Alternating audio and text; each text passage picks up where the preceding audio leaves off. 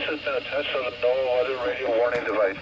During potentially dangerous weather situations, specially built receivers are automatically activated to warn of the impending hazard. A test of these receivers is normally done every Wednesday between the hours of 11 a.m. and noon. When there is a threat of or existing severe weather in the area on Wednesday, the test is postponed until the next good weather day.